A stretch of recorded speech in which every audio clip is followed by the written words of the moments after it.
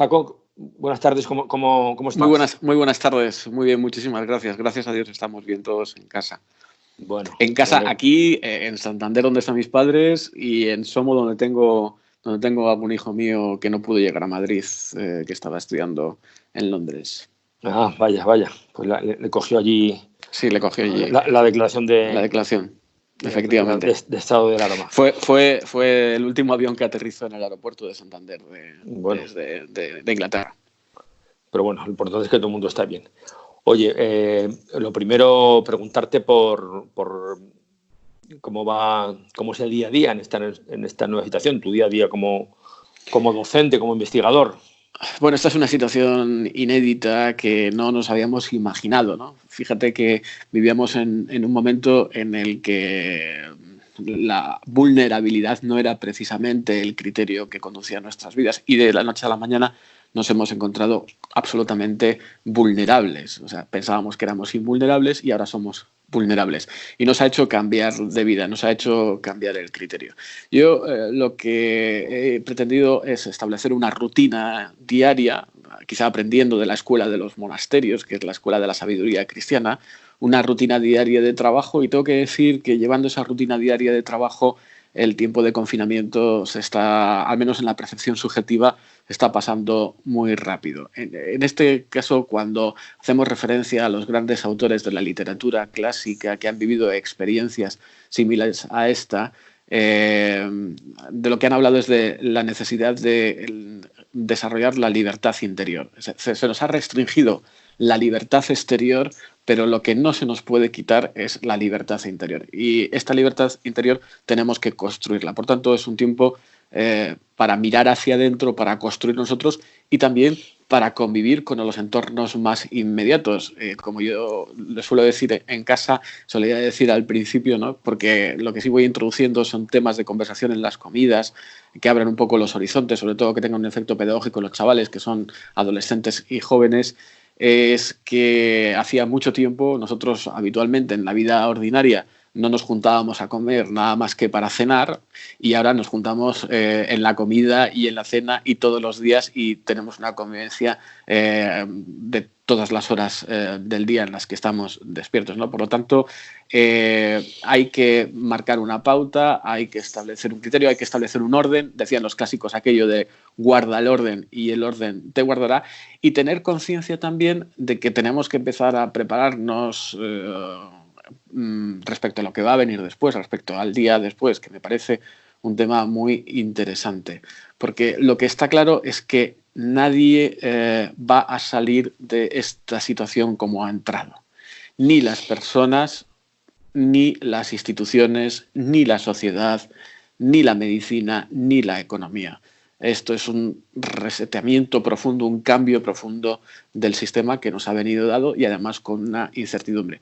Hay muchas reflexiones que han ido apareciendo también a partir de la lectura de libros. Tengo que decir que he aprovechado muchísimo y estoy aprovechando muchísimo para leer libros que tenía pendientes, los típicos libros que siempre han sido asignaturas pendientes. Y hay una cuestión práctica mía personal que me está ayudando mucho en estos días, que es que pero claro, esta es una recomendación que la dejo ahí, ¿no?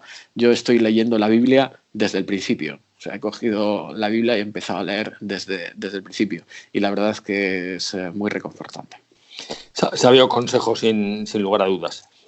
Bueno, y las clases, creo que por lo que tengo entendido, la Universidad de San Pablo CEU se ha adaptado muy rápidamente a las nuevas circunstancias, y el teletrabajo está funcionando muy bien. Yo estoy sorprendido, primero, de la recepción por parte de los alumnos, de la respuesta por parte de los alumnos. Es cierto que nosotros hemos hecho un curso, y estamos haciendo cada día, cada semana, un curso de adaptación al sistema de videoconferencias, de videoclases, de teletrabajo, de enseñanza online, pues ajustando, apurando, implantando nuevas metodologías, nuevas formas de trabajo, pero yo estoy muy sorprendido.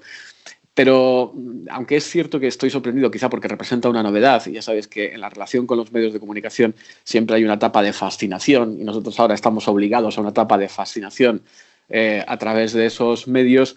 Después vendrá la etapa del alejamiento, y después vendrá la etapa de la integración. Son los tres pasos en la dinámica de los medios de comunicación. Sí que he hecho en falta la presencia física, dar clase delante de unos alumnos en esa forma de relación interpersonal, donde hay un contacto visual, donde los alumnos no te responden con el silencio, te responden con las caras. En este proceso de teletrabajo, de dar clase a través de las plataformas digitales, eso supone una pérdida. Yo creo que no debemos obviar ese horizonte de deseo, y eso nos va a servir para que cuando volvamos a las clases valoremos, si cabe más, esa capacidad de comunicación en la presencia, en la transmisión, en la presencia, en el encuentro personal, en el encuentro físico, ¿no? Y yo creo que eso es muy importante. Está claro.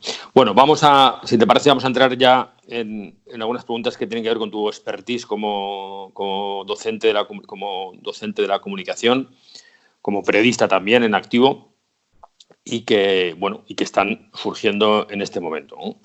Y lo primero, me gustaría conocer tu opinión sobre estas largas ruedas de prensa tan especiales que nos están dando desde el gobierno a través de las televisiones públicas.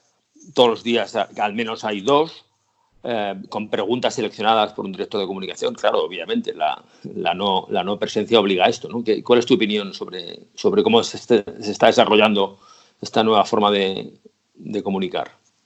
Fíjate, yo en términos generales, la política informativa de cualquier institución y por tanto de cualquier gobierno es un arma, y en este caso es un arma fundamental de la política general, de la estrategia política general. Y en este caso la política informativa yo creo que ha ido a caballo de dos, digamos, ideas principales, ¿no? La primera de ellas es la improvisación. Yo creo que se ha improvisado un modelo de ruedas de prensa condicionadas por la situación. Es decir, no puede haber contacto físico, no puede haber presencia física, por lo tanto se ha establecido ese modelo de improvisación. Un modelo de improvisación que se ha ido ajustando a medida que ha pasado el tiempo. Y después también una cierta impericia, que en este caso, una impericia de la estrategia de política comunicativa, que en este caso está siendo sustituido por la pericia de quien es el gestor de todo este proceso, que es el secretario de Estado de Comunicación, Miguel Ángel Oliver, que tiene muchísimas tablas televisivas y, por lo tanto, hay una especie de sobreactuación de pericia profesional que está ocultando cierta impericia. Vamos a ver, yo tengo claro que la información, y este es un principio básico, se lo he leído estos días a una persona con la que yo he leído bastante, pero que no estoy muy de acuerdo con sus planteamientos de fondo, aunque es un bestseller intelectual en este momento, que es Noel Yoa Harari. Noel Yoa Harari tiene una frase que he leído estos días que dice que en estas situaciones de crisis la información es tan importante como el confinamiento. Para la sociedad española la información es muy importante y sobre todo una información que responda a la realidad.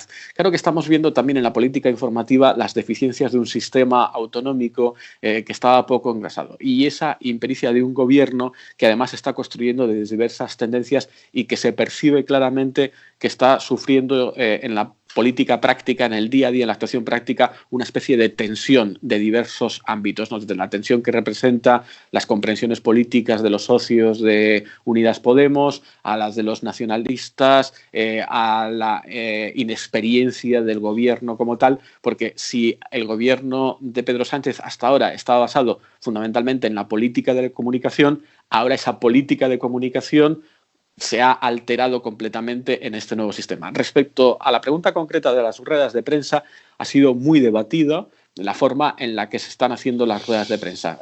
Moncloa y los periodistas acreditados en Moncloa, que por cierto se han sumado y que se van sumando en esta forma de acreditación para poder hacer preguntas a los representantes del gobierno, de los comités de crisis que participan en las ruedas de prensa, utilizan 2 chats, el chat de WhatsApp y el chat de Telegram.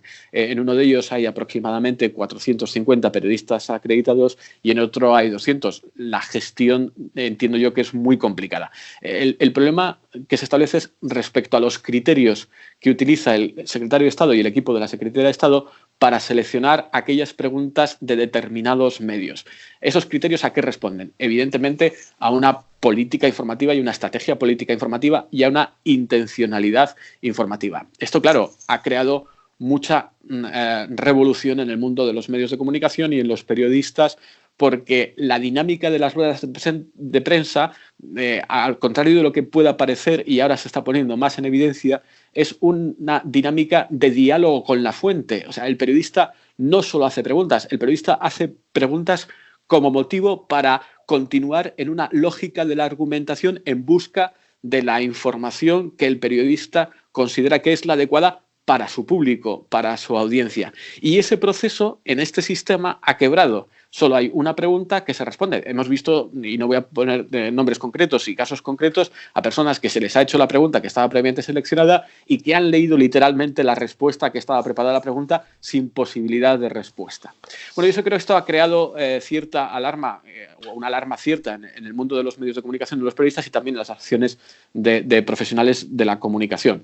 Y en ese sentido, yo creo que se han planteado y se pueden plantear modelos complementarios y alternativos, como por ejemplo, se me ocurriría que de alguna forma pues un grupo de periodistas a través de un pool, que es otra de las dinámicas prácticas, o sea, un grupo de periodistas por turno, pudieran además repreguntar después de las preguntas. Sí, o entrando en videoconferencia. O entrando en videoconferencia. Es decir, yo creo que hay, ante la insatisfacción que ha creado este sistema y ante la imperfección de este sistema para satisfacer las necesidades comunicativas, tendrá que ir inevitablemente evolucionando. Pero claro, insisto, siempre en el marco de la intencionalidad política del gobierno, porque la política de información, no lo olvidemos, es una de las patas de la política general del gobierno y en este caso de mayor relevancia. Sí, da la impresión desde luego que hay un sobreesfuerzo por mantener una especie de una imagen de control, de que el gobierno está controlando todo, cuando las cifras no nos dicen eso. Las cifras, desgraciadamente, hoy ha vuelto a subir el número de fallecidos, desgraciadamente, pero hay un sobreesfuerzo de mantener una imagen de que el Estado lo controla todo, tremendo, con esas largas ruedas de prensa explicando hasta el último detalle de los decretos leyes, llegando a detalles muy prosaicos, ¿no? Fíjate, además esto ocurre en una situación especialmente grave, que es la situación de la empresa informativa. Es que en este momento el sistema de la empresa informativa en España está quebrado, o sea, ha llegado al colapso. Los datos últimos, bueno, la Asociación Española de Editores ya ha desarrollado un plan de choque. Los medios de comunicación en España fundamentalmente se nutren económicamente de la inversión directa, y la inversión directa es la inversión publicitaria. Las caídas de inversión en este momento se considera que están en torno al 70 o entre el 70 y el 80% de media en los medios de comunicación. Es decir, y además se da la paradoja de que estamos en esta situación respecto a la inversión publicitaria, por lo tanto, los ingresos directos de los medios de comunicación, cuando los medios de comunicación están alcanzando las más altas cotas de consumo por parte de las audiencias, tanto en la televisión como en las visitas a las web. Los datos que ofrecía el New York Times, por ejemplo, digo, para poner un ejemplo de un medio de comunicación extranjero, es que había aumentado entre un 67 y un 75% el número de visitas a la página web en este momento de la crisis del coronavirus.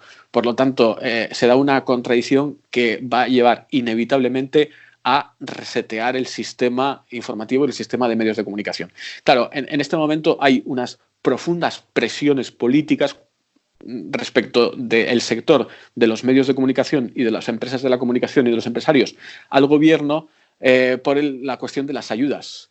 Y las últimas informaciones que tenemos, que espero que no se lleven a cumplimiento, es que el gobierno solo ofrecería ayudas directas a las televisiones.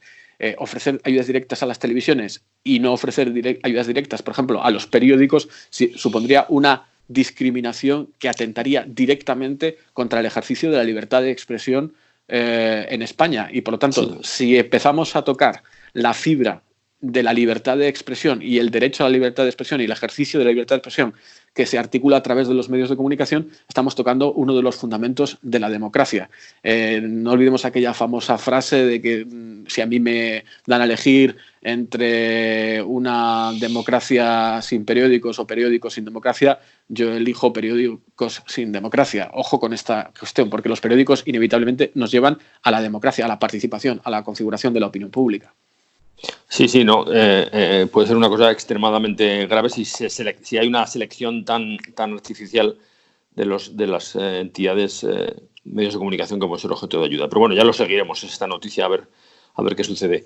Bueno, y muy relacionado con esto está otro de los temas que están circulando, volando por todas las vías de redes sociales y vías de comunicación, WhatsApps, etcétera, que es la cuestión de las fake news, ¿no? Que en un momento tan delicado como este puede ser especialmente delicado, ¿no? ¿Qué opinión te merece esta cuestión? Bueno, siempre decíamos que las nuevas redes sociales que han cambiado el ecosistema de la información. Por cierto, en este momento permítame que recomiende un libro, ¿no? Porque hace 1 año y medio apareció en España un libro de uno de los gurús del digitalismo, por lo tanto de la aplicación de las tecnologías al ámbito de la comunicación, que está reflexionando sobre estas cuestiones y que está avanzando tendencias prospectivas, que es Kevin Kelly. Kevin Kelly se ha editado en España su último libro titulado Lo Inevitable. Bueno, este es un libro básico para ver a lo que nos enfrentamos en un futuro, en este reseteamiento del sistema de medios. Pero no solo el reseteamiento del sistema de medios es resetear, es reformular de nuevo el sistema de la empresa periodística, es reformular de nuevo las relaciones de los medios de comunicación con los usuarios y, por lo tanto, con los ciudadanos. Respecto a las fake news, nos hemos encontrado con dos, fenómenos emergentes que han emergido con mucha intensidad y contra los que debemos estar alertas. El primero de ellos son los bulos, que se corren a través de las redes sociales. El modelo de comunicación que representan las redes sociales es el modelo de conversación. Así como los medios tradicionales eran el modelo de unidireccional o bidireccional, te ofrecían la información, tú reaccionabas, comprabas, no comprabas, consumías, veías la tele, no veías la tele. En las redes sociales nosotros estamos en una conversación permanente, donde todos somos interlocutores. A nadie se le pide cuál es su acreditación respecto al contenido que está volcando. A nadie se le pide cuál es su acreditación respecto a la opinión que está ofreciendo, a la capacidad de sus argumentos, al valor de sus argumentos. Y eso genera y contribuye y agudiza más la aparición de bulos muchas veces interesados del orden económico, político, social o de la desestabilización social, porque es esto otro de los fenómenos. Y también el problema de los filtros del receptor. Es decir, tenemos menos filtros porque ha desaparecido la función del mediador que representaban los medios de comunicación. La red en sí no es un medio que media, sino un medio que facilita la conversación. Esto por una parte. Y después está, claro, la habitual práctica de la desinformación, que yo creo que está relacionado con los bulos, pero esto se refiere más a la información de los acontecimientos, de lo que ocurre. Y en esa información entran también las mentiras y entran las mentiras intencionales. En este sentido, hemos vivido algunas informaciones, por ejemplo, referido a un ámbito como es el de la Iglesia, ¿no? Informaciones respecto al papel de determinadas religiosas en una residencia de ancianos que cuando había entrado el virus habían desaparecido, se habían marchado. Eran noticias absolutamente falsas. Han tenido que después rectificar diciendo que las residencias, las religiosas, por ejemplo, no se habían marchado, habían abandonado, sino que eran pocas y encima se habían contaminado y estaban lógicamente en el periodo de aislamiento en la parte de la residencia en la que vivían las religiosas, pero que seguían las trabajadoras y quienes estaban hábiles seguían trabajando. O la muerte de un número desproporcionado de personas en otra residencia religiosa atendida por una comunidad religiosa. Me parece que esto es importante y esta es otra de las funciones que dan añadido valor a los medios de comunicación y al trabajo de los periodistas y al papel de los periodistas en este momento. Desenfacer, que diría el Quijote, o sea, rectificar aquellas informaciones que son intencionalmente falsas. Sí, ya sabemos que la Iglesia se dedica casi siempre hacer el bien en silencio y a no responder casi nunca a este tipo de ataques. Y en relación a esta cuestión me viene muy bien para preguntarte lo que a continuación tenía, ¿no?, pensado.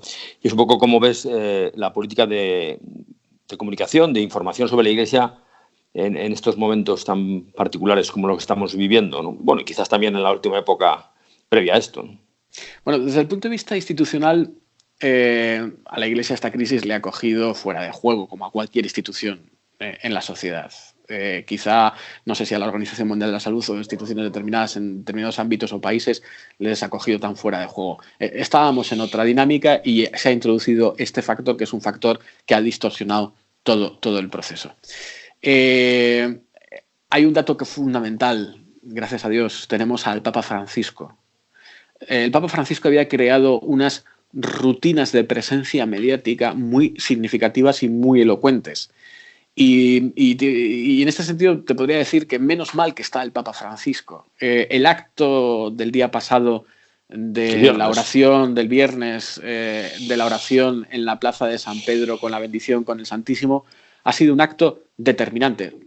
No en sí mismo, porque representa probablemente el acto más dramático de la historia del papado en la época contemporánea. Esa imagen del Papa Francisco subiendo las escaleras con una plaza de San Pedro vacía, el rostro del Cristo, la imagen de la Virgen, la bendición con el Santísimo, es el acto más palpable, más evidente. No debemos olvidar que en este momento la persona religiosa, la fe, necesita la evidencia de la imagen, que es fundamental, no solo de la palabra, las fidex ex audito que decía San Pablo, la fe se transmite por la palabra, sino la presencia de la imagen. En este sentido, el Papa Francisco lo llena casi todo, y menos mal que el Papa Francisco lo llena casi todo. Y después hay un proceso de adaptación de la Iglesia en el ámbito institucional a las informaciones. Evidentemente es desproporcionada la imagen o la presencia informativa de la Iglesia respecto a lo que la Iglesia está haciendo en este momento, porque está haciendo muchísimo, porque forma parte de su naturaleza. El trabajo, la entrega, incluso el martirio, hasta las últimas consecuencias, dar la vida por el otro. Sí, hemos tenido religiosas, ya hemos tenido casos de sacerdotes, religiosas, sacerdotes italianos, sí. Religiosas, de estos tenemos mucho, ¿no? Y eso no aparece en los medios de comunicación, pero esto es síntoma de algo que tengo que aclarar especialmente. O sea, la Iglesia no es que esté perseguida en este momento y por el que está perseguida se eliminan y se ocultan y se tapan todas las informaciones referidas a lo bien que lo está, o a lo bueno que aporta la Iglesia en este momento, o al bien que aporta la Iglesia en este momento, sino que esto es síntoma de una dinámica en la que estábamos de irrelevancia social.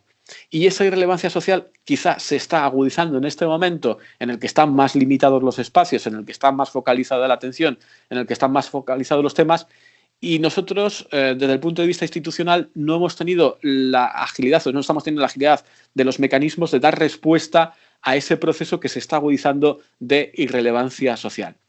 Pero además de todo esto hay que decir que quienes están actuando de forma fantástica, porque aquí se da el proceso de segmentación de públicos, y quienes han hecho un curso acelerado y quienes están llevando a cabo una nueva dimensión de la presencia pastoral de la Iglesia son los sacerdotes con la pastoral digital. O sea, en este momento se ha desarrollado de tal forma la pastoral digital que después será muy difícil no salir de esta dinámica.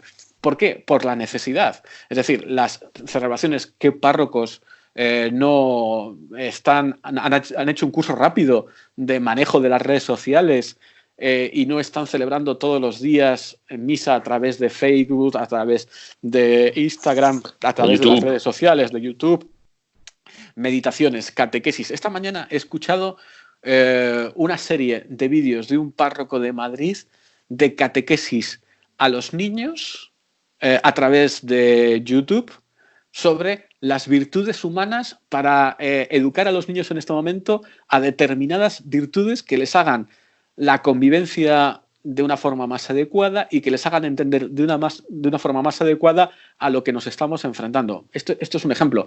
Y después, la presencia sacramental, que me parece importantísimo porque esto es lo que define a la Iglesia Católica respecto a otras confesiones. La presencia de los sacramentos, la presencia de la Eucaristía.